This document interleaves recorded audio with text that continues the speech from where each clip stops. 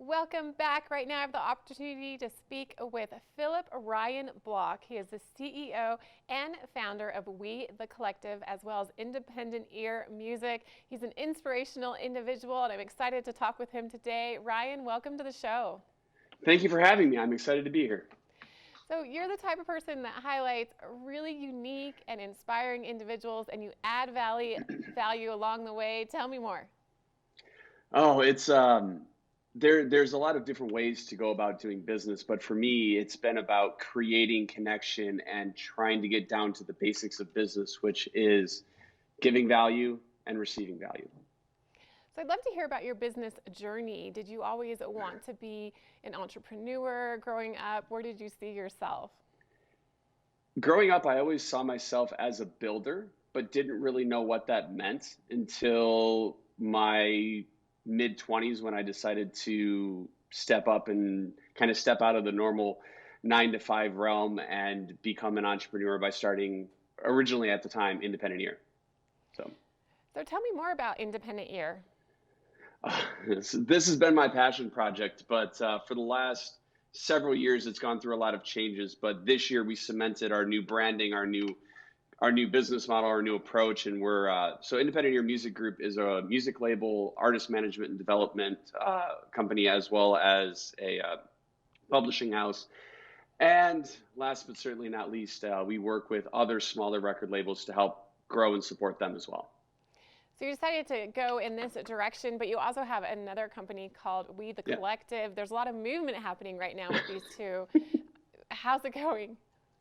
We the collective is going great. Right now we've got 3 core clients. Not We're not a massive agency by any means, but the core clients that we have are amazing. We've got a sustainable fashion brand that we're working with out of Minneapolis called Inclusivity. We're working with a startup in the cannabis space as well. And then we've got a couple of entertainment brands that we're working with also. And on top of both of those, you also are a mental health advocate, which is something that is very close to your heart. Yeah, it's I feel that mental health is one of the most, it's quite honestly the largest pandemic in the world. And as I say that as we're sitting in a technical pandemic, and I say this as we're in Mental Health Awareness Month. It's a challenging place to be, but um, if your heart isn't right and your mind isn't right, it's hard to do business. So by focusing on that, it's been a an easier journey to get through the day, knowing that we're not alone.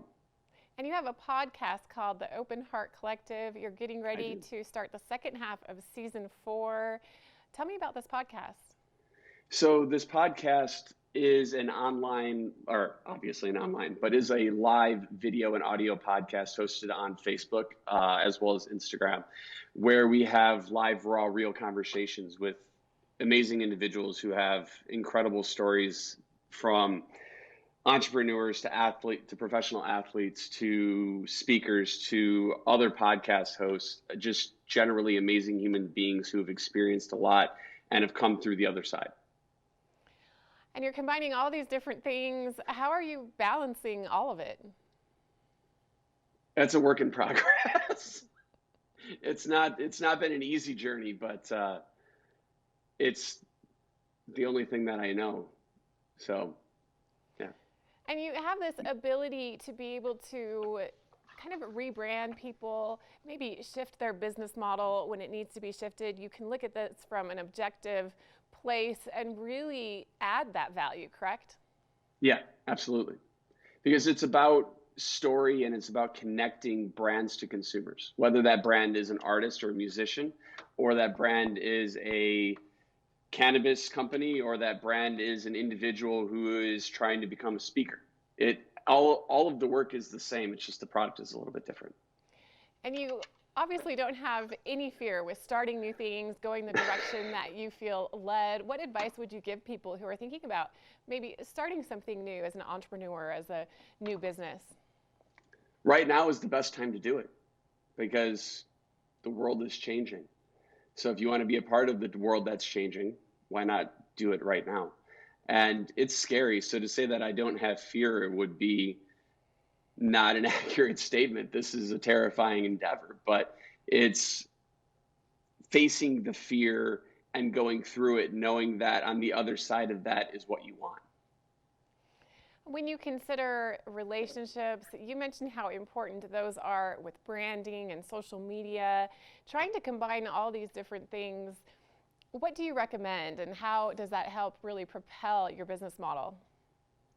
Being honest. So creating a connection for the sake of creating a connection without an ulterior motive. So really, And authenticity then. absolutely. So how do you recommend people being authentic? I know that can be fearful for many to really put themselves out there. Any advice on how to do that in a way that is beneficial but also very true to who you are? Be patient with yourself.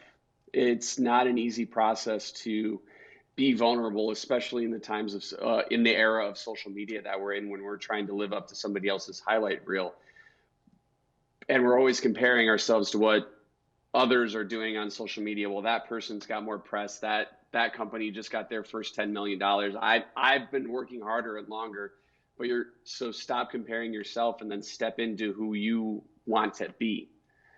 And then most importantly, do something for yourself every day. Whatever that is, don't do it for anybody else but yourself. When you look back on your long career, any situations or individuals that really stood out to you that really helped you expand and become the type of person that you want to be? There are a lot of them. I could spend 10 times the amount of this interview just going through everybody who's helped me get here, but I take every experience for the sake of being able to learn and grow. So so everybody's helped me get here. This is not an adventure of a self-made person. This is an adventure of a community cultivated journey.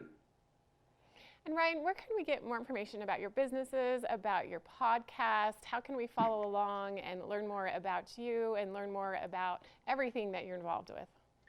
I mean, the easiest way to get a part or to join or to follow the journey would be to follow and connect with me on Instagram, which is just my full name at Phillip Ryan Block. You can also connect with, or you can visit independentear.com. You can visit wethecollective.co. The Open Heart Collective is available on YouTube as well as all of the major audio podcasting platforms out there. So, yeah, Google and social media is a very good place to go. Well, Ryan, it's been a pleasure talking to you. I'm exhausted hearing about everything you're doing, but you handle it in style. So we appreciate being inspired by you today. Again, thanks for talking with us, Phillip Ryan Block. You can find more about him online, on social media, and more. We'll be right back right after this.